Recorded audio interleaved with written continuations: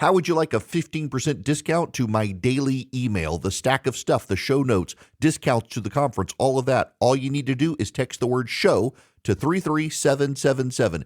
You'll get the annual subscription with a 15% discount to my daily email. You'll get the stack of stuff, the links to the show notes, discounts to the conference, and so much more. All you have to do is text the word show, SHOW, to 33777. Text show to 33777.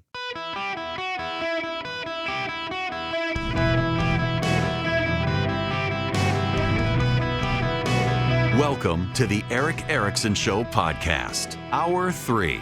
Hello, America. It is Eric Erickson here. The phone number 877-973-7425. We have a developing situation I want to bring you up to speed on. According to Jake Sherman of Punchbowl News, the Gang of Eight has been summoned. The Gang of Eight, if you don't know, are top lawmakers on the Intelligence Committee and the leadership of the House and Senate.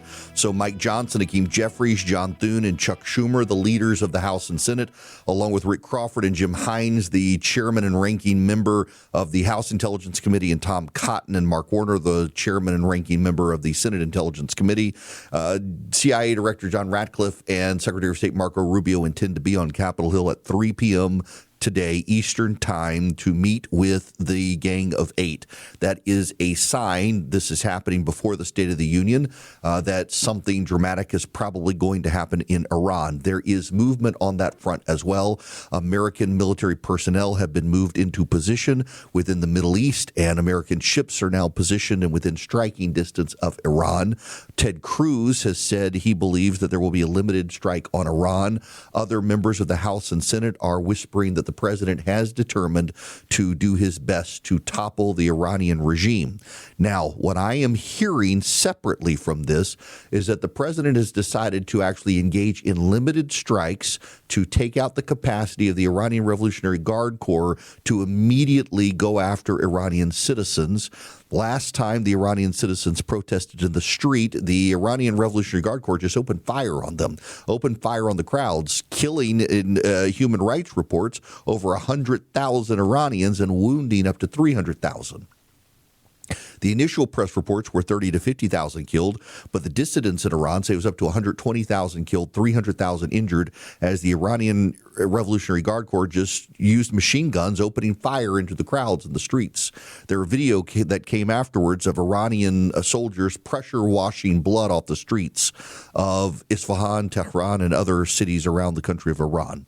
So what the president allegedly wants to do is to soften up the Iranian Revolutionary Guard Corps, make it harder for them to open fire on people in the streets so that the Iranian people themselves can attempt to topple the regime, and he will assist from the air. We'll see if that pans out. What I can tell you is that right now it is now confirmed by multiple outlets that the CIA director and the Secretary of State will be on Capitol Hill this afternoon briefing the leaders of the intelligence committees of the House and Senate and the leadership of the Senate and the House over something. We don't know what, but we all presume it's going to be about Iran. Now, side note, the president loves spectacle. It would be a very interesting spectacle if the president started the State of the Union address tonight announcing that as he's speaking, he has begun blowing up Iran. He'd kind of like that spectacle, I suspect, even though he wants to make it about the economy. We'll see. Now, I want to move on to other stuff as well, because I mentioned in the last segment, the New York Times, for a number of years now, has predicted the end of snow. The New York Times, this is from, let me read you these two things just so you have so you have everything you need to know. I want to begin with the New York Times piece from February 7th, 2014 by Porter Fox. Just so you know who Porter Fox is the author of Deep, the Story of Skiing and the Future of Snow. This is the end of snow, ? Over the next 2 weeks, hundreds of millions of people will watch Americans like Ted Ligety and Michaela Schifrin Ski for gold on the downhill alpine course. Television crews will pan across epic vistas of the rugged Caucasus Mountains, draped with brilliant white ski slopes. What viewers might not see is the 16 million cubic feet of snow that was stored under insulated blankets last year to make sure those slopes remained white, or the hundreds of snowmaking guns that have been running around the clock to keep them that way. Officials canceled 2 Olympics test events last February in Sochi after several days of temperatures above 60 Fahrenheit and a lack of snowfall had left ski trails bare and brown in spots. That situation led the climatologist Daniel Scott, a professor of global change and tourism at the University of Waterloo in Ontario, to analyze potential venues for future Winter Games. He thought that with a rise in the global temperature of more than 7 degrees Fahrenheit possible by 2100, there might not be that many snowy regions left in which to hold the games. He concluded that of the 19 cities that have hosted the Winter Olympics, as few as 10 might be cold enough by mid-century to host them again, and that number would shrink to 6 by 2100. That is from 2014, the end of snow ? This is from January 2nd, 2024, the end of snow ? by Elizabeth Spears, a contributing opinion writer and journalist. Every Christmas, my husband and I pack up ourselves and our now 8-year-old and leave Brooklyn for a visit to either Nebraska, where my in-laws live, or Alabama, where my family lives. If we're headed to Omaha, we pack heavy layers because the weather is somewhere between Arctic tundra and what it might feel like to live inside an icy. If it's a year where we head to Wetumpka, we pack moderate layers, but also short sleeves and maybe even shorts, since 60 to 70 degree Christmases are not unheard of. This past year was an Omaha year, and we arrived on the 22nd to find the weather was, well, mild, 50 degrees, and there was no snow. More unusually, there had been no snow for the entire month of December. Aside from some brief and very sparse flurries, it hadn't snowed in Brooklyn either in November or December. I'm an incorrigible heat seeker, and the phrase wintry mix fills me with despair. But even so, the lack of cold and ice in 2023 felt unsettling. One reason is easy to quantify. Last year's warmer temperatures happened globally, and they're a reminder that without significant climate change interventions, we could have a future in our lifetimes where higher temperatures are the norm. That's right, no snow. And this year, New York City and the New York area are buried under 3 feet of snow.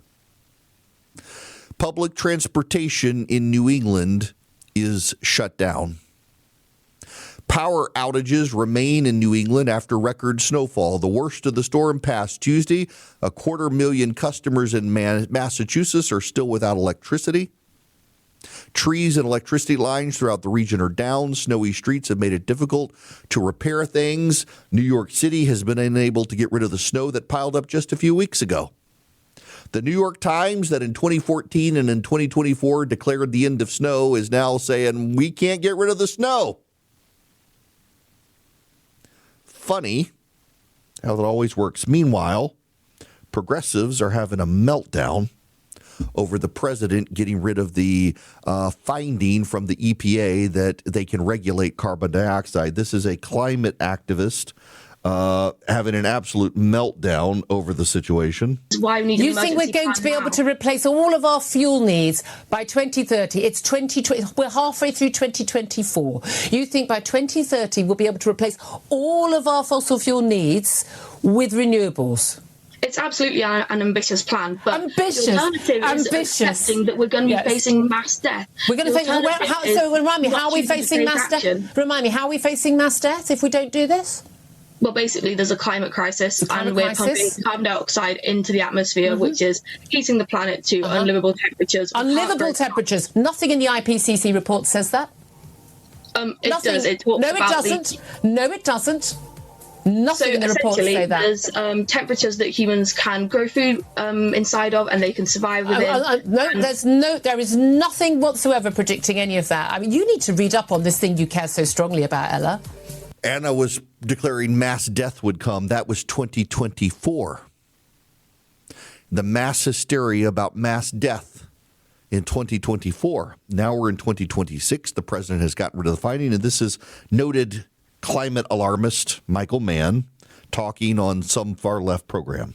greatest assault that we've seen from the administration on climate action is the effort to, now that they've at least temporarily overturned the endangerment finding, which was a finding by the Supreme Court. They've been blaming this on the Obama administration. No, it was the Supreme Court that found that indeed the EPA was required to regulate carbon dioxide pollution from fossil fuel burning. And it was then 2 years later, it was actually codified by the EPA. It is the primary means by which the United States has been able to meet its obligations to the rest of the world when it comes to limiting carbon emissions. The endangerment finding is basically the policy vehicle that allows for the regulation of carbon dioxide emissions from coal-fired power plants. It's the primary vehicle that allows the government to regulate fuel efficiency standards.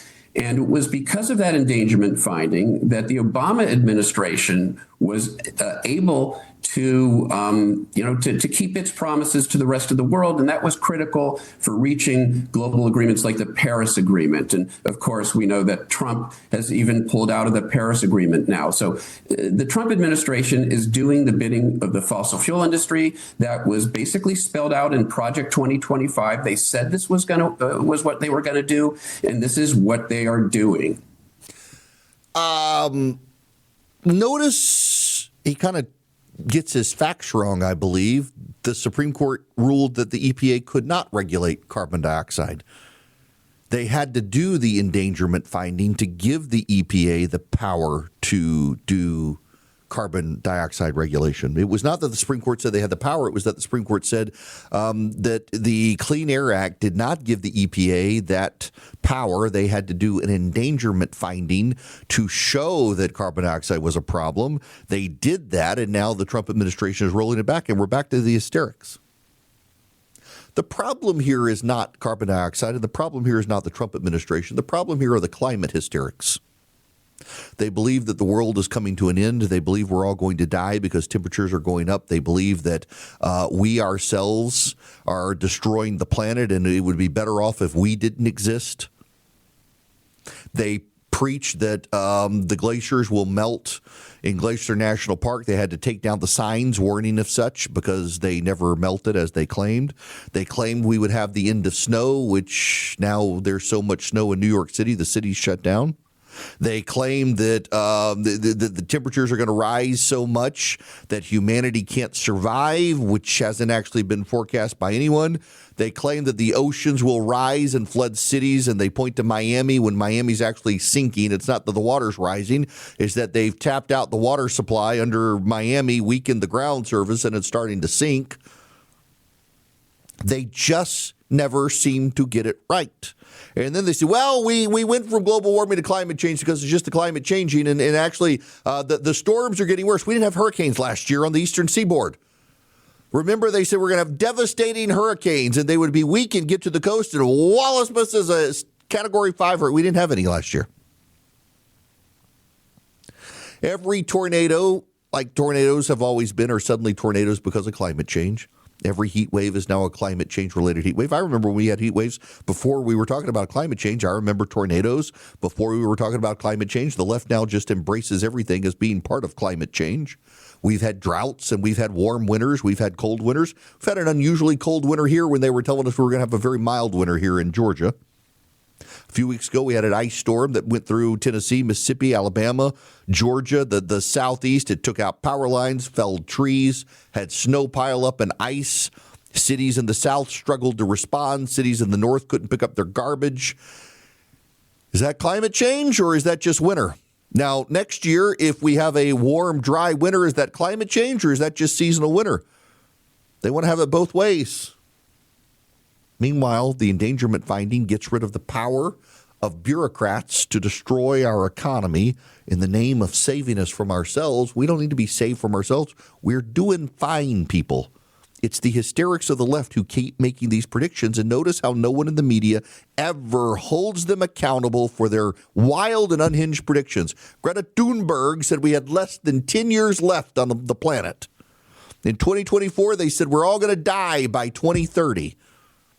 It's 2026 now. I think we're doing just fine, and we'll continue to be. It was Al Gore back in the early 2000s who said by 2010 the world would be wiped out, and then it was 2020, and now I guess it's 2030, and it just never seems to happen. Let me tell you about one of the pains of home ownership. We had a dishwasher installed 2 years ago. Turns out it's been leaking behind the wall for 2 years. We did not know. Only when the dishwasher finally malfunctioned the other day did we know. Well, if you have HomeServe, it's like a subscription for your home for as little as $4.99 a month. They have your back. Repairs hit fast and hard. You could be searching for a contractor in a panic, or you could be on the phone with HomeServe's 24/7 hotline scheduling a repair. With 4.5 million customers, a 4.8 out of 5 post-repair rating, an A+ Better Business Bureau rating. They're the real deal. You want to deal with HomeServe if you want to protect your home and your wallet. Plans start as little as $4.99 a month. Go to homeserve.com to find the plan that's right for you. Homeserve.com. Not available anywhere else. Most plans range from $4.99 to $11.99 a month. Your first year terms apply on covered repairs. I mentioned to you guys the other day that there's growing concerns and evidence that a lot of the fear scenarios about AI are actually coming from the Chinese government. There are problems with AI. They do relate to jobs, technical ambitions, and things like that. There are concerns not to be dismissed. But a lot of the fear is coming from the communist Chinese who want us to give up our AI ambitions because we're ahead of them. And they've concluded the only way to get ahead of us is to scare us out of developing AI. And I don't think it is unrelated that Bernie Sanders, the communist senator of Vermont who honeymooned in the Soviet Union, is now demanding that the United States stop building data centers. Now, data centers aren't right in every location. Group wanted to build one in my backyard, and a lot of my neighbors opposed it because they were afraid of the noise, and it was a very rural area that had consciously decided to be rural. They didn't want it, but there's one up the street from there that everybody let get built. They're not right in every location, but they're not wrong in every location either. But Bernie Sanders, a man who has carried water for the Soviets and now for the communist Chinese, wants us to stop building data centers, which is probably a sign we should build more of them. The communist Chinese are desperate for us to give up the AI game. They don't like the fact that Apple is going to start building chips in Arizona. They don't like the fact that NVIDIA is building chips in the United States. They wanted to conquer Taiwan and control the chip market. They don't like our diversification of the chip supply chain. They don't like our AI data center buildup. They don't like it. They've got the environmentalists here trying to shut down our power grid and more. And now you got Bernie Sanders playing into them. That should be a big red flag to everyone that Bernie Sanders is opposed to data centers. That's what the communists want us to give up on, because that's the only way for them to get ahead is for us to will ourselves to decline. Now, I want you to will yourself for success in your home by getting rid of your tank water heater and get a tankless water heater. Reach out to Renee, my sister's talking about. I didn't realize my oldest sister doesn't have gas in her house. They don't even have a propane tank. My middle sister does, and she's interested in one, and they're great. So the Renee tankless water heater is about the size of a carry-on bag, and the water flows through it and heats up. It uses gas, and our electric bill has gone down. We had electric water tanks in our house. We got rid of the tanks, and now we have hot water on demand all the time, and the power bill went down, and my kids don't fight over hot showers. You can fill up the bathtub and have hot water left over. It never runs out. As long as you have gas, you got hot water. And even when our power goes out, we got a UPS backup that we plug the tankless water heater in, and it's just regular UPS that you buy at Walmart or somewhere, and it keeps it on. When the power goes out, we still have hot water. That's to Renee. Go to talkingtankless.com. That's the website, talkingtankless.com. Go let Renee give you forever hot water, eternal hot water with Renee. TalkingTankless.com is the website. They're affordable, well-made. You will love them. TalkingTankless.com. Welcome back, ladies and gentlemen. It's Eric Erickson here. The phone number 877-973-7425. I'll be broadcasting the next couple of days down in Naples, Florida. Back here, I guess, on Monday. Got to travel, going to meetings, but it's the show will be live, so we'll do the post-Supreme Court or post-State of the Union stuff tomorrow and all that. But occasionally, we get phone calls in the evening. In fact, if you call 877-973-7425, you're listening and you don't realize I'm in delay on your station, well, you can still leave a message. We vet the good ones, and we occasionally play them. We don't get many good ones in the evenings. Typically, the good ones call during the show. Sometimes we get clunkers during the show. But last night, we got a voicemail message from a lady who listens on Freedom 96.9 in Oklahoma City, Oklahoma. And then we got another one, and another one, and another one, and another one, and another one, and another one, and another one, and it went on and on and on. Same lady. And I got to tell you, I listened and I thought, lady, I think you're calling the wrong show. See, so my flagship station, WSB in Atlanta, there's a guy who comes on after me, Eric Von Hassler, and occasionally I get angry emails and phone calls because he said something and people think it's me, and I bet he does the same with me. God forgive me, Eric, I'm sorry. And I just assume, what is the afternoon host on 96.9 in Oklahoma City, what do they say? Because I swear to you people, I have no idea what this lady is talking about. If you call, and by the way, program directors, don't freak out.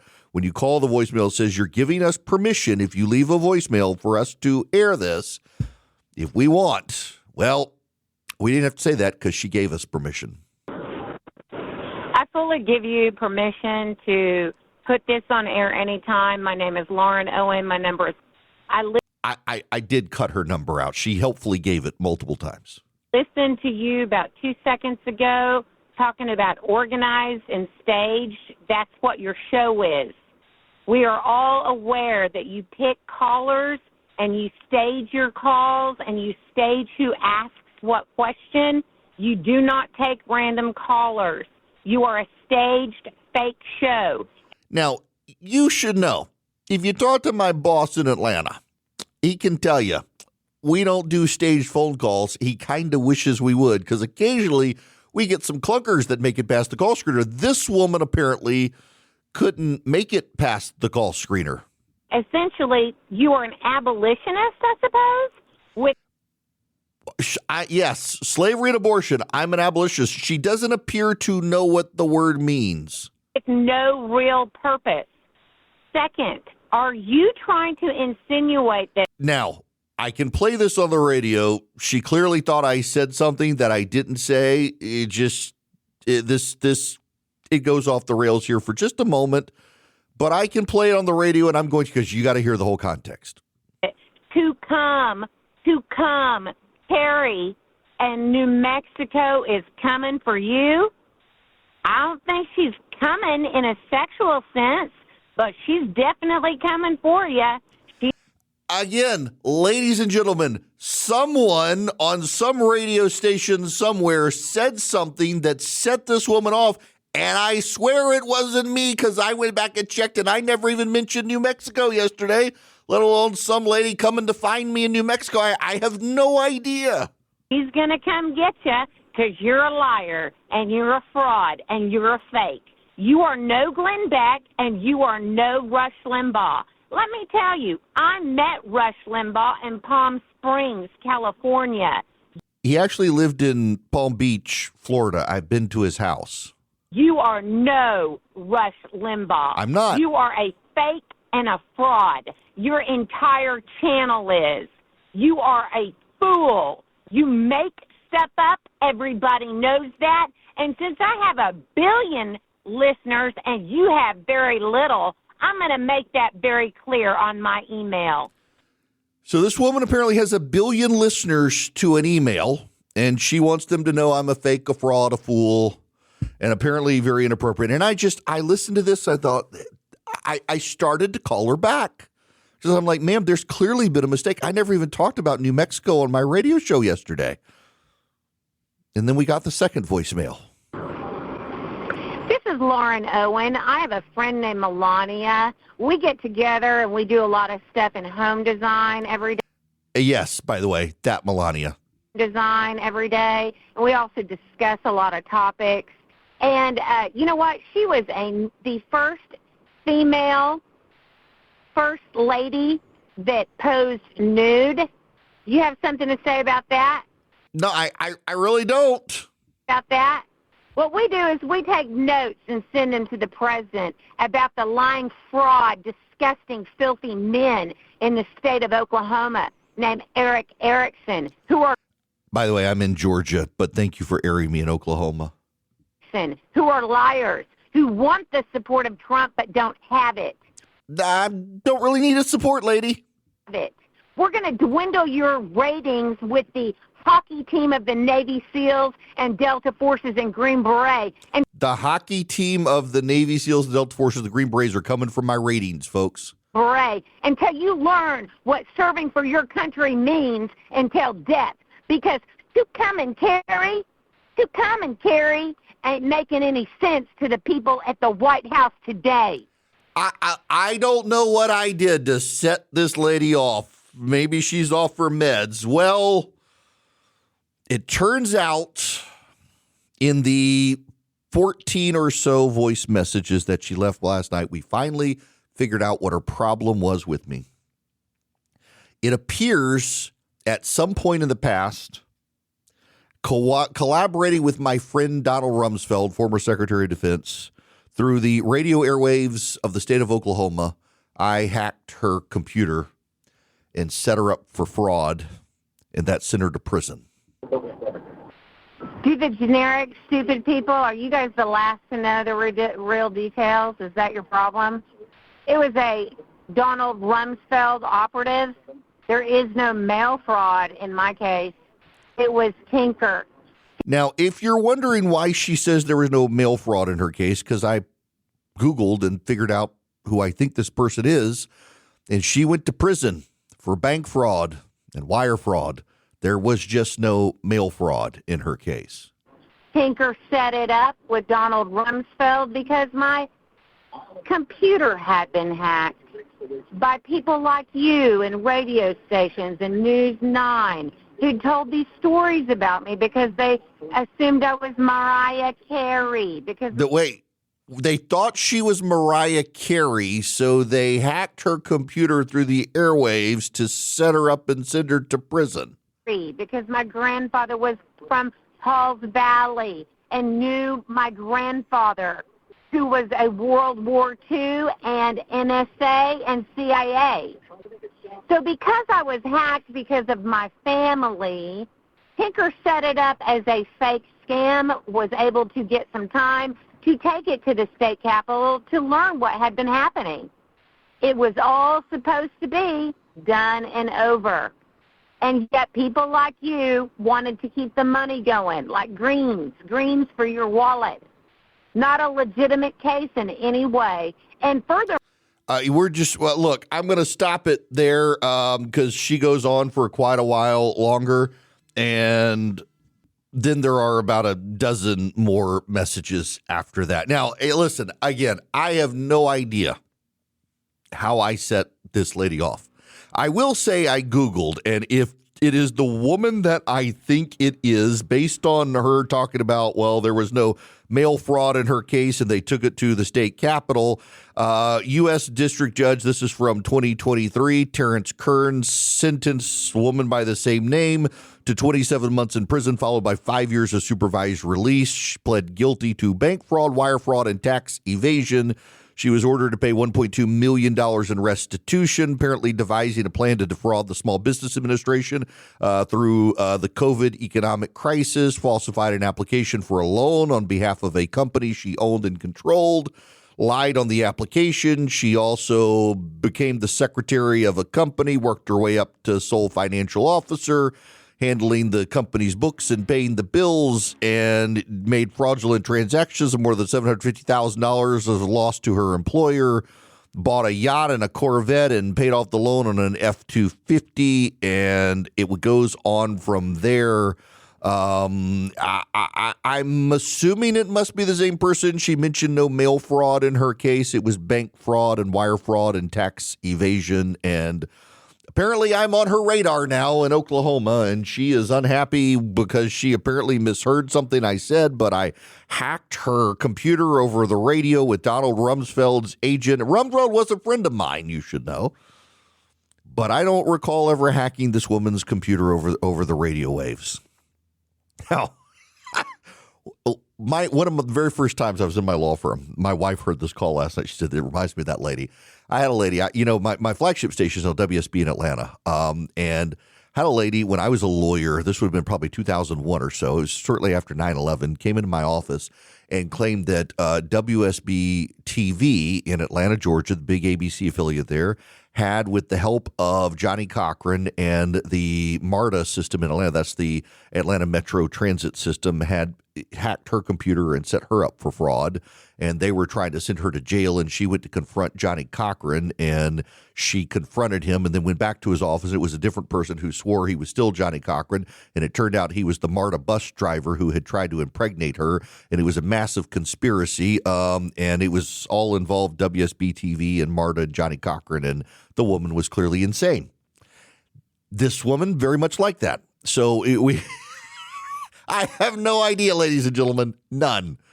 But there's also a sad commentary on this person is clearly struggling with their mental health right now. And I don't know if they were off their meds or had too much to drink, but we keep dealing with these mental health crises in the country. And this is clearly one right here. And this is the sort of stuff we get in the overnight. Actually, we get these phone calls on a daily basis, too.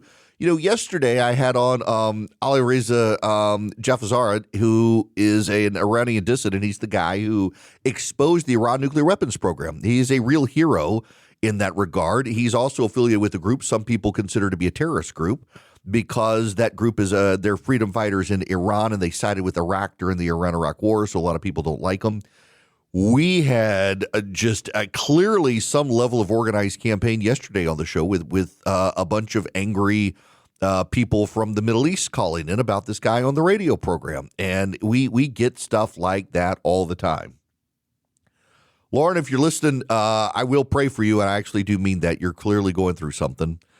We don't actually do staged calls on the program, ma'am. If you couldn't get through, it's just my call screener wasn't impressed with you. And also, please, ma'am, you need some help.